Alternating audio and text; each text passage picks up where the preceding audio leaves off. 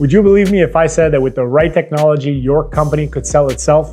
Today, we're speaking with Nick Peret from Summa Media, the folks who are dedicated to creating the modern-day contractor. He'll be guiding us through their unedited playbook for scaling home remodelers from the ground up with innovative tech and marketing solutions, plus the tough questions that you need to ask yourself in order to dominate the industry. This is Tools of the Trade, Summa Media Edition. Thanks for joining us.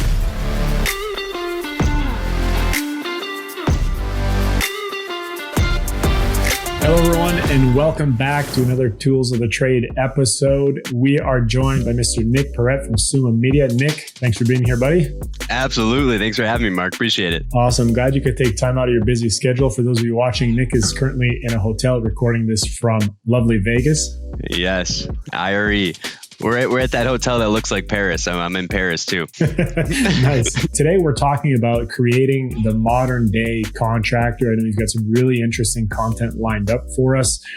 Specifically, we're going to talk about, a lot of lead gen, some of the stuff that we do, that you do, both on the residential and the commercial side, and another, bunch of cool stuff that you've got packed into the presentation. So without further ado, I'm going to kick it over to you, let you give us a quick background on yourself. Let us know how you kind of got into this industry to begin with, and then we'll jump into your presentation. Mm-hmm. Well, first off, I really appreciate you having me, Mark. We respect what you guys are doing in the industry. There's certain companies that are always trying to push the needle forward, make the industry better. I think you guys are doing a great job with that. So awesome to partner with companies just like you guys. But for Summa Media, we've been in business for 4 years. We focus specifically in the roofing space. We really focus on, like we said, creating the modern day contractor. I think there's so many capabilities and opportunities for companies to come in, implement technology into their business, make them more efficient, make them more profitable, and at the end of the day, put their people, their salespeople and stuff like that in a position to really succeed and grow their career as well. Cool. So how did you kind of fall into this industry? I think I was meant to be in the contracting space. My whole family was contractors. My dad was an electrician.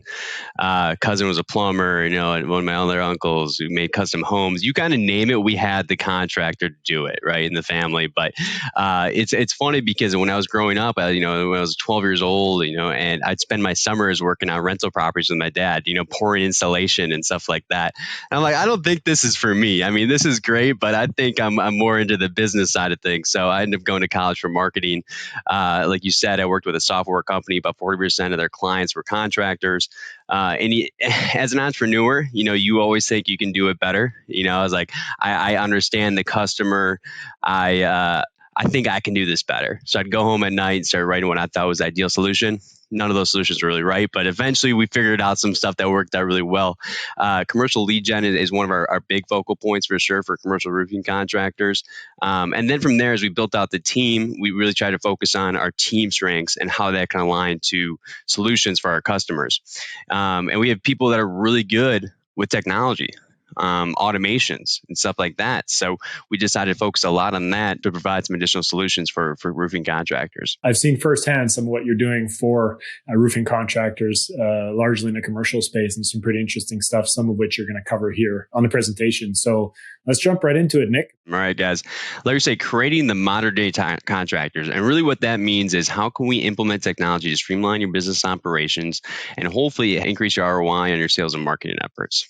So whenever you're working with agencies or whatever it might be, right, when you're looking at sales and marketing goals, I think these are some good goals to have. Now, it doesn't necessarily mean that this has to be a goal with somebody like us, but something to be thinking about, right? Always be thinking about this when you're looking at your marketing goals. All right, so you spend a ton of money on marketing and sales efforts, ton of time, right? A lot of energy goes into all this stuff. Now, how can we maximize ROI on those efforts? Automating tasks. Okay. If you're doing something more than once internally in your company, there might be opportunities to automate that task and save you guys time. And of course, this is a huge topic, generating high quality residential and commercial leads. You got to feed the beast. And then how can we improve our conversion rates and close more deals? Valuable insight in sales and production. Now, you have to have reporting and other information to make strategic decisions for your company. And then providing the ideal customer experience every time. One of the biggest issues in the contracting world is actually going to be communication, right? Customers will complain all the time about having bad communication with contractors. If you can make sure you're providing an ideal experience every time, you're going to stand out from the competition. Now, we already did a pretty good intro about me, but I'll do one plug. If you guys aren't checking out the Start Build Grow show, right? We've had Mark on it. He crushed it, brought a bunch of great information. Make sure you're doing that. We go live on Facebook every Tuesday at 4 p.m. Mountain Time. So check it out. Awesome show there. Good job with Yeah, that. hey, we've had some good guests. We've had Mark on here and he crushed it. So make sure you're checking out that episode. Here's some contractors that we work with. Like I said, we're just working with roofing contractors. Discovery questions. Now, like I said, a lot of this stuff is processes that I go through with our customers, but doesn't necessarily mean it has to be when you're working with an agency. This could be when you're doing stuff internally, when you're just evaluating where you're at in a marketing and sales standpoint. Right? What are your goals? What are your top goals? What are you trying to achieve? Are you trying to grow commercial, residential? Is there a revenue amount you're trying to hit? Right? What's been the best way to generate opportunities for you guys in terms of residential and commercial? And are you willing to try new things? Right? Maybe it's not even broken right now, but to get to the next level, you're going to have to implement new technology and opportunities there. Pain points. Like I was saying, the big thing here is communication. So how organized are you guys? Is everybody on the same page, right? How is communication internally to your sales team, and how is it to your customers? And the last one is more at the partnership standpoint. If you do decide to partner with a marketing agency, what does a successful partnership look like? That way, when you partner with that person, that team, then you can make sure that everybody has the proper expectations of what you guys are trying to achieve together. What we started to do pretty recently, actually, is do more of a foundational evaluation process where it's like, hey, before we start to focus on lead generation, how is your business operating, and how is your online presence? Now, when you're looking at business ops, you're looking at things like CRM.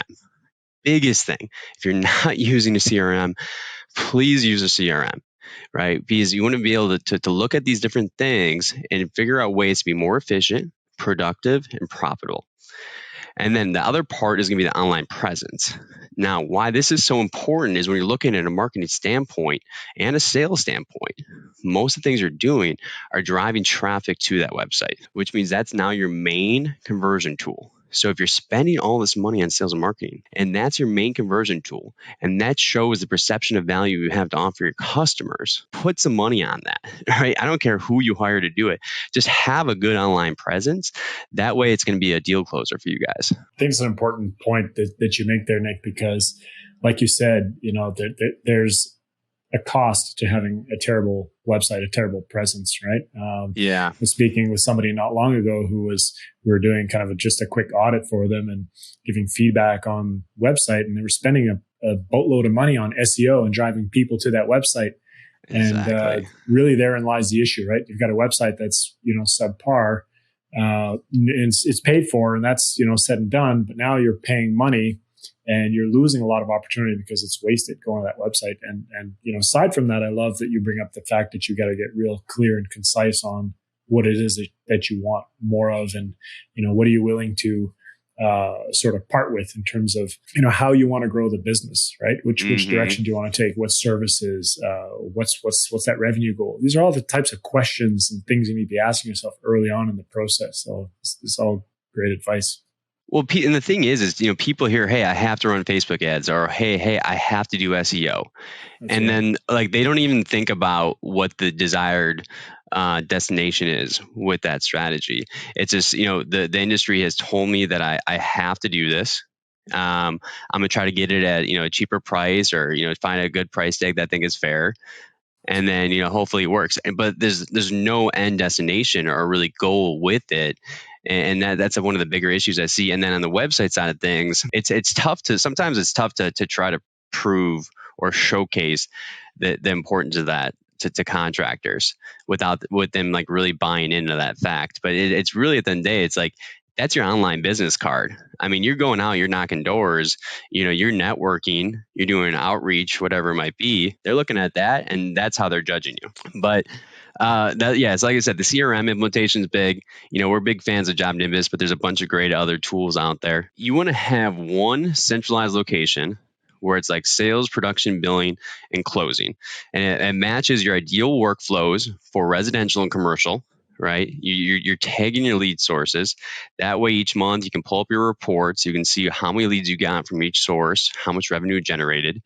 All your tools are integrated to it. So you want like Hail Trace, Company Cam, EagleView, Xactimate. Like there's some Sumo Quote, right? Like there's all these different tools that need to be integrated. So that way everybody can go into that contact and they can see all the information that they got from all these different tools in one spot. And then is your team trained and committed to the system? Are they using it, right? And then you need to sell your team on the value that using this system is going to have on their career. It's going to help them be more organized. It's going to give them, different follow-up tools that are help to save them time and close more deals. Sell them on the vision of it. And then implementation of automated internal and external communications. So basically we want to do is we want to be able to use the tool, the CRM system, to do automated communications. So it could be telling a sales rep to follow up, right? So for example here, like a lead follow-up notification, right? So if a lead stays in a location or a status for too long,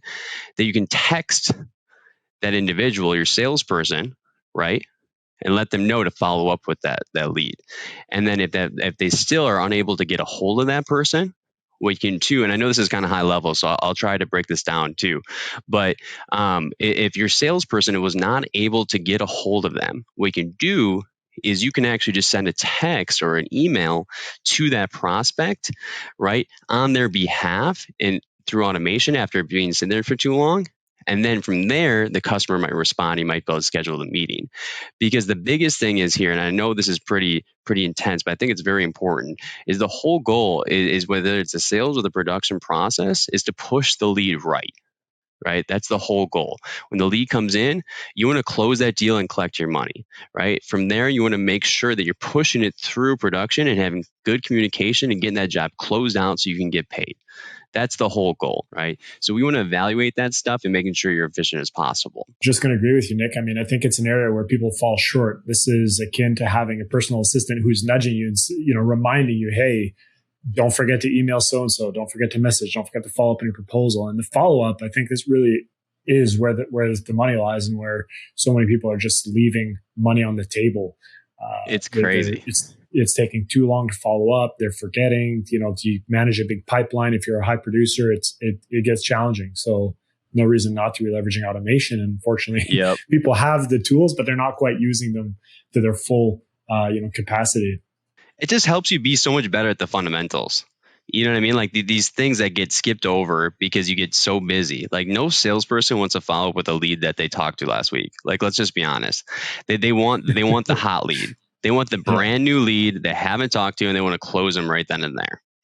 That's just the way it is. So when you add some of these automations and stuff like that, it helps you just be more efficient and good at the fundamentals. And if you can get good at the fundamentals, it's much easier to scale your business. So, I love these guys. I know you guys do too. Sumo Quote. I mean, yes, sir.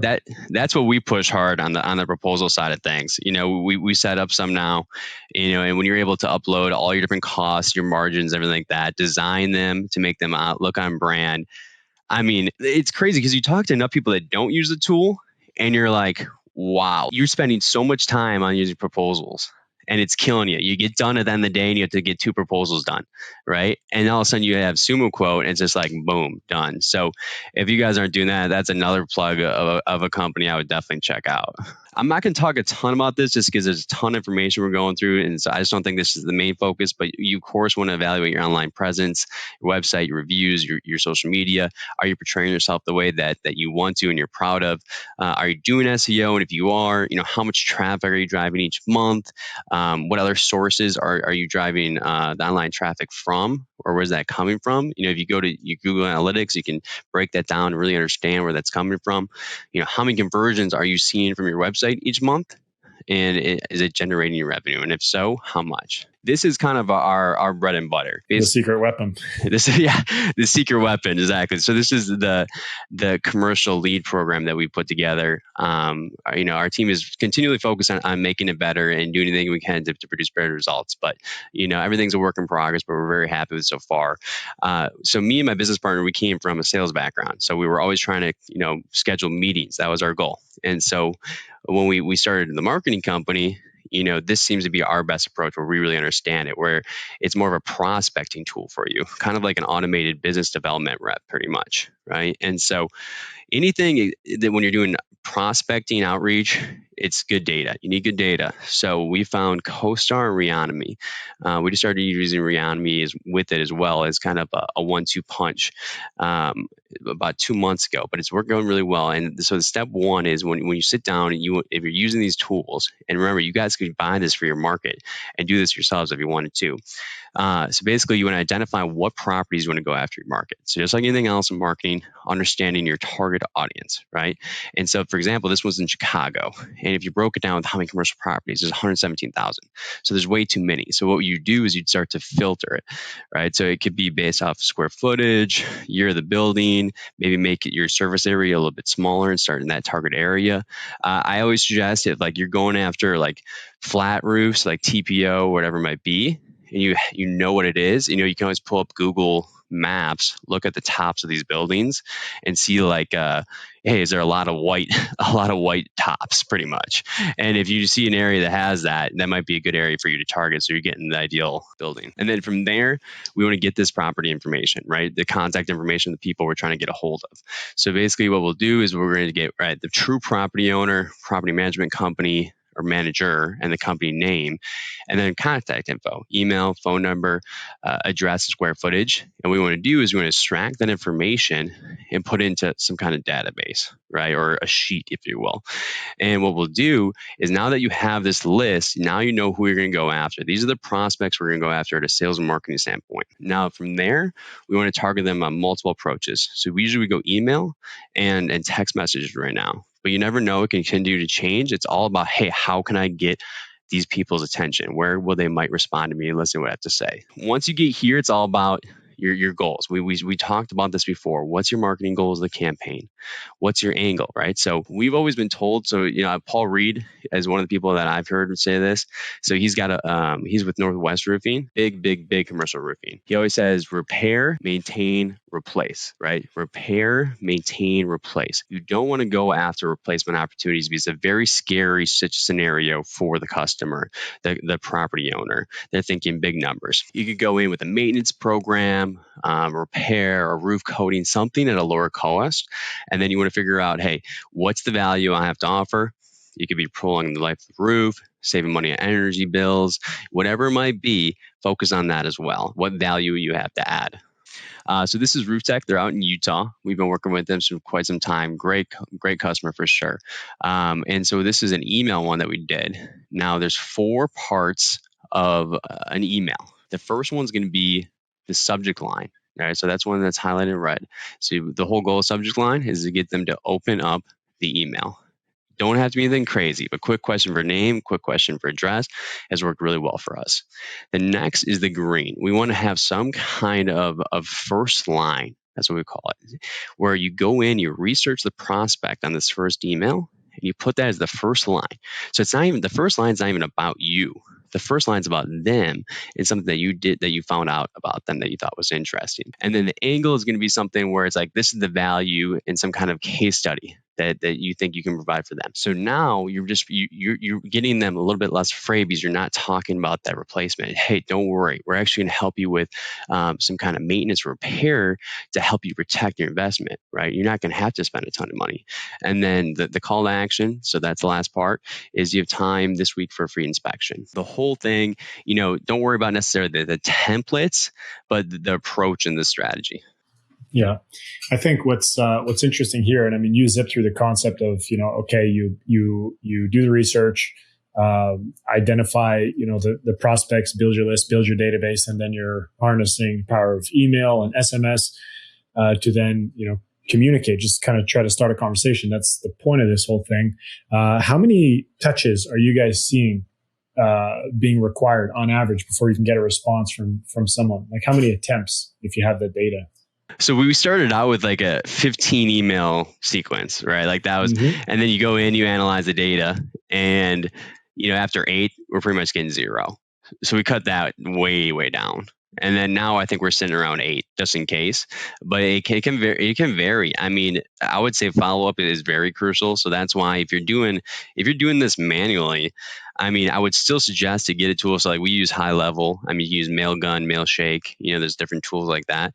Sure. You should definitely still set up a sequence, because you don't want your salespeople to go one by one, because chances are the first one probably not going to hit. Like it does, but like there's a power of follow up for sure, and it's all timing. You got to get the person at the right time, you know. And if you get them at the right time, you get a bite. That's good, but you got to take as many shots as you can. So That's if right. you're doing it manually, make sure that you're at least giving them a tool. You know, a tool like Mailgun or something like that. I think it's like $39 a month. Yeah, and I think that's where your expertise comes into play. I mean, email marketing, it's a science in and of itself. You know, you want to have your domain whitelisted. You want the deliverability, the open rates to be up high. There's tricks and tactics to ensure that the odds are in your favor. Mm-hmm. If you start spamming from your own domain, your own email service provider, you can get into trouble real fast if you don't know what you're doing. But it's interesting that you say that you've been kind of building out those sequences and you've been shortening them because you are seeing better response rates. And yeah, I think the key there is, well, like you say, is just leverage technology, do your homework, and personalize the message. And I think that's the part that makes it a bit more difficult to scale. The notion of doing the research on a one case by case basis to identify that, hey, this individual's doing his MBA or whatever. Yeah. That's kind of harder to do at scale. Yeah, and the email side and stuff, like you said, it's kind of a science. Like, once we started getting good at it is when I started hiring a team. Like when I was trying to do this stuff myself, the results were not as good, and I'm just being honest, right? And once we got people who were really good at what they did, we started to be able to produce much better results for our clients. And so it just shows, like, if I'm struggling with it, you know what I mean? And if it's my team that's able to figure it out, it kind of shows what kind of capabilities you really have to have and skill sets you have to have to have success with it. But at the end of the day, the prospecting side of things, make sure you're providing good lists for your team, right?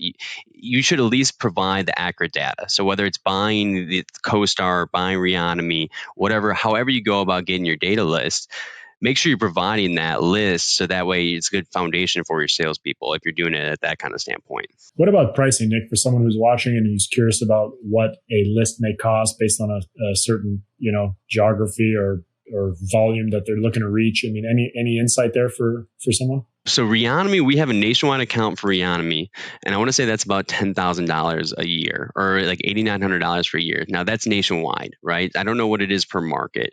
CoStar is much more expensive. Not saying it's necessarily 100% better, but they're both really good tools. But CoStar is like $70,000 for the year. Cool. All right. So, but if they're going to get just I feel like if they're just going to get just their market, they might have to pay about $1,200. And don't quote me on that, but I want to say maybe about $1,200 for their market per month or something like that for CoStar. Cool. Yeah. So very reasonable for someone who's looking to do it themselves relative to what they stand to make if they make a sale. And I assume if someone works with you, that's bundled into your fees or your retainers, right? 100%. So we're looking at, working with us, technology, we cover all that. Also time. So we try to make you guys as hands-off as possible. Any kind of collaboration is always really appreciative in terms of feedback. But at the end of the day, you're paying us to make sure that you have time to do other things. So we try to make you guys as hands-off as possible. I'm sure that's music to a lot of people's ears because this stuff can make your head spin fast. Especially contractors, they're doing a million different things. So yeah, and then the text has been the big thing. Now, SMS, it has been awesome. I mean, it doesn't matter if it's sending notifications to your team for follow-up reminders, if it's taking that lead that's been sitting there for a while and send them a text automatically to schedule an inspection, if it's letting them know about production or asking for a review request, right? There's so many capabilities with SMS. It's unbelievable. I mean, everybody's on their phone. Everybody's looking at their text. We're using it for commercial agency. We're reaching out to commercial property owners, and we've had a lot of success with that. Now, remember, SMS, you never know where it can go. I feel like it's such a new situation where they're making new regulations, they're making new ways to go about it, right? I mean, there's so many different things. It's so evolving. But what's cool about it is not a ton of people are using it yet, so it's not completely saturated. So marketers will ruin it. That's just the way it goes, and there'll be another platform, another spot that you're gonna have to try to find these prospects and engage with them. But right now, it's hot and it's working really well. So it's like you might as well max it out. So if you see here, we sent 2 texts here. right? So we sent one on the 29th, and then we sent one on the 3rd. Think about it, this guy didn't respond, and then we sent one on the 3rd. He goes, yes, please take a look at the roof at blank in San Francisco. So it shows the power of follow-up. Just because they didn't respond on that first one, hit them again for the follow-up and make sure you're able to schedule that, right? A-Best. I know you guys have been working with A-Best for a long time. They love you guys. You were nice enough to send them our way to work with us on some commercial stuff. So we very appreciate that. On this one, we focused on roof coatings. Right, that was our approach. Like I said, repair, maintain, replace. Right. Not sure if you saw my last message, but do you know that a roof coating is typically 36% the cost of a roof replacement? Will also extend the life of the roof for years to come. Do you have time to discuss this week or next? I have a roof that needs replacing. Hallelujah. That's the best thing you can hear right there, right? So this one, super simple, right? Just wondering if you'd be interested in a free inspection for your roof. I would actually love for you to go take a look at the roof of a restaurant that I'm a co-owner of. It definitely needs to be replaced. That's about as good as it can get, you know. Yeah. You know, and I'm not saying they're always like that, right? But still, it's still nice though when you get that. That's why you do this. Yeah, that's why you do this, right? That's when you're doing the fist bump. You know what I mean?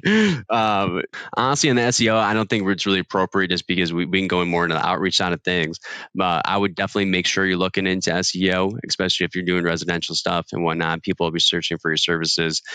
Google My Business posting, responding to reviews, focusing on speed of your website, doing NAV citations, so name, address, phone number, backlinks, so links on different websites that connect to yours, appropriate keywords that are used as anchor text, so pretty much clickable text. Do stuff like that, blogging, right? So I would definitely look into that and understand how much traffic you are getting your website. And then, of course, man, if you guys want leads and you guys aren't doing paid ads, a little plug for us there. There you go. Make sure you're doing paid ads with Webrunner, right? So that is one of the most essential pieces for sure. I would say in the marketing mix, right? You got to get found on Google. Google Ads is the way to do it. Same thing with the different things on the Facebook. I think what's interesting too, Nick, about what you guys do and what we do is there's obviously a lot of synergy. And I think even cold outreach, when you do it at scale and there's a lot of volume, there's people that are making their way over to, websites and landing pages, and then they're being retargeted. And so the impact of what we're doing on the ad side, be it through, Google or Facebook or Instagram or YouTube or LinkedIn, it's just exponential. We can reach so many more people that are targeted prospects. And so it's a great fit for sure. Well, we're supercharging that thing too, right? I mean, if we're all sending traffic to the website and all of a sudden you're retargeting them and all that kind of stuff like that, I mean, that's definitely going to improve the conversion rates. I'll tell you that much. Nice. Thanks for that. Yeah, for sure. So the residential post-storm, we don't really push this too much, but it's something that you can think about. Like I said, commercial is kind of our space, but everybody wants a storm plan. I love the storm contractors. I'm in Colorado. I mean, it would be nice to get a storm. It's been a while, but still know a lot of storm guys. So generating residential post-storm leads, we're friends with the Hail Trace guys. We were hanging out with them yesterday at IRE. Brandon, he's one of the account executives there. He's one of my favorite dudes in the space for sure. So you can go on here. Basically, you have a storm hits, hail storm hits, boom. You need to be one of the first people there. You need to, have a plan together, be ready to go. So you can purchase the hail map, and then from there, what you can do is similar concept. You can extract that residential property owner information. So you can get emails, you can get phone numbers, and these are the people who just been hit by the hail because you have that hail map. You want to make sure that you're still verifying that data, same thing, right? So you can use Never Bounce and Twilio Lookup to make sure you have accurate data. And then from there, you got to do your campaigns, right? So we use High Level. It's one of our favorite tools. You can use a variety of different things, right? Twilio is what's usually used to send the text messages, but you can do things like emails and text, just like what we talked about in the commercial side. Now, I would have these built out, ready to go before that storm hits. So that's probably a wintertime thing that you get set up. You're ready to go when that storm hits. Boom, you're going to be the first one to target them and say that you can provide an inspection. So this one was kind of cool. Now, with the storm, it's all about urgency. So it either needs to be like right away or when they're running out of time to file an insurance claim. So here, they had a storm on 9/11/2019 in the Chicago area, right? And they only have a year to file their claim. So like a month before that year was over, we contacted them with that sense of urgency. We also knew that they had cedar shake roofing shingles in that neighborhood, which helped us a lot, right? And so then we were able to really go specific and that we know that customer and what they're going through. And then for the quick question, we did a quick question about their address. If you've been hit and you get a quick question about your address, you're probably going to open up the email. And then this person was like, hey, love it. Let's look into the next step. This is another thing that I want to at least mention. Center of influence is a big thing for us too. So I know a lot of contractors that have just grown their business basically off of center of influences, insurance agents, real estate agents, literally people who work with your ideal customer and they can give you their customers. Huge in any kind of business opportunity, right? Or any kind of business strategy. So for us, it's like, hey, find who you want to work with. Right? You can use tools like LinkedIn. You can type in like insurance agents or whoever it is, pick the area you want to go after them of a big list. You can use a tool called Icy Leads, connect it, extract their emails and phone numbers if they're in there, and then you can go target them through other different ways, like we were saying, through email and text message, right? Using a very similar model, but in the center of influence space to schedule meetings with you for that center of influence. So when that storm hits and all of a sudden you now have 10 new insurance agents that refer you business and they will all work with 20 people or whatever it might be, they're going to send them all to you, right? So instead of going one by one knocking, you can do that. Pretty much where we get our good ideas is, you work with enough of the same people that are, smart at what they do. They kind of come up with ideas for you, and so we were working with Farha and they're like, hey, we would kind of do some networking events and stuff like that, regular happy hours, once a month at each one of the locations or whatever it might be. And we built these big lists of all these, property owners, property managers, insurance agents, all this stuff like that. We can just invite them. So basically we'll set up a quick, RSVP page where people just fill out their information to say that they're coming, do a bunch of email blasts, do some flyers kind of so that their team can pass them around, social media posts and stuff like that. Nice. But now all those people that refer you business are all in one spot. Yeah. Right. Yeah. And you're hanging out and you're giving them free food and drinks. Yeah, so you kind of like kill two birds, one stone here. You're kind of like rehashing your list, trying to drum up, either business directly or you're working on that center of influence and you're forging more relationships and partnerships. So that's pretty cool. Yeah. So we've had some pretty good ROIs on that. I know for a fact where they've got some good deals on it. And you're like, that's awesome. All you had to do is go get drinks and food with these guys and you're able to get some deals from it. Life sounds pretty good. Yeah. And after the year that we've had with this pandemic and stuff, I'm sure that's exactly what people are looking for. It's oh yeah, to hang out with other people. Happy hour at a bar or restaurant with a couple of hors d'oeuvres. Yeah, man. But yeah, that's pretty much it. I mean, I definitely really appreciate the time and whatnot, but it's been awesome to be here. Well, thanks, Nick. We're glad to have you. This was a great presentation. Obviously, it's very clear that you're very in tune with the space. You've got a good handle on who your ideal customer is and how you can provide value and how you can help them. So I'd urge anyone watching who's in the commercial roofing space to hit up Nick, book a call, learn about him, his business, what they can do for you. And I think a call is definitely going to be worth your time. Nick, thank you for putting this together. Really appreciate it. For all of you watching, if you enjoyed this, please do us a quick favor. Smash that like button. Leave us a comment. Yes. Let us know what you're liking, disliking, so we can keep on improving on our side, and subscribe to the channel. Thanks, everyone. See you on the next one.